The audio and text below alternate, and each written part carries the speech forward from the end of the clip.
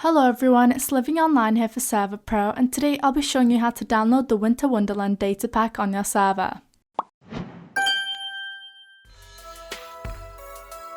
This datapack adds Christmas and winter themed structures, items, blocks, and mobs to your world. Currently, the only structure in this datapack is the Christmas cabin. Inside the Christmas cabin, you can find 3 elves to help you with your crafting of Christmas blocks, and you can also find penguins wandering outside. Moving on, there's a few items you can get. Firstly, the candy cane, which is an item that can be eaten. You can also get peppermint leaves and lumps of coal. An awesome item you can get is the Christmas cannon. The Christmas cannon consumes presents in your inventory and shoots them out to do damage to nearby mobs. The few blocks you can get are presents and a snow machine. You can place down these presents and open them to get a random gift. If powered by any redstone object, the snow machines produce artificial snow as well. Lastly, there are 3 mobs in this data pack. Firstly, penguins. Of course, elves. And we also have the evil snowman. The evil snowman is a boss that has 4 special attacks, all of them quite powerful. However, killing the evil snowman will cause him to drop the Christmas cannon.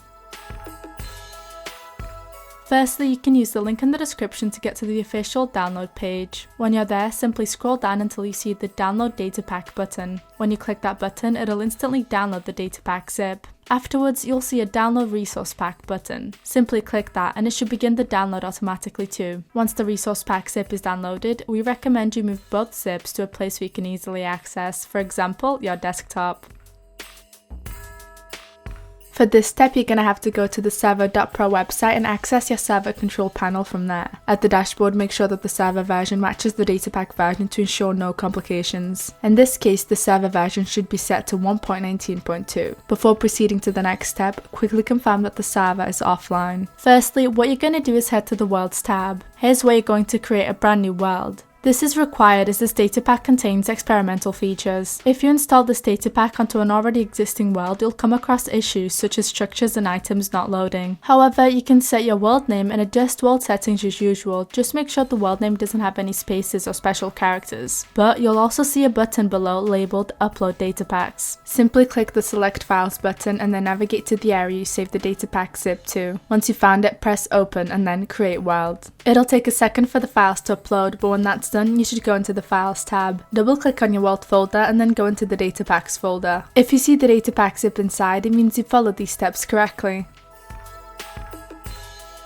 Now that the datapack is uploaded onto the server, we have to make sure the resource pack is also installed. To do that, you'll want to head back to the Files tab. Then open up the Server.properties file and look for the line saying Resource Pack. After the equals, you want to right click and paste the link to the required resource pack. We ourselves have uploaded that file to our Dropbox, so if you'd like you can use our link, it'll be in the description. Alternatively though, you can upload the resource pack to any website that supports creations of hot links and put your own hot link into the Server.properties file. Before continuing, make sure to press Save File to confirm the changes, and then all you have to do is log into your server to experience the new additions. You can do this by restarting your server. After it's booted up, head to the dashboard and copy the host name. Afterwards, quickly launch your Minecraft application, and when it's open, head to the multiplayer section. Click Add Server and in the server address section, paste the host name. When you join the server, you'll be prompted with this pop-up asking if you want to download and install the required texture pack. We recommend pressing yes, so every time you join the server in the future, it'll be automatically enabled.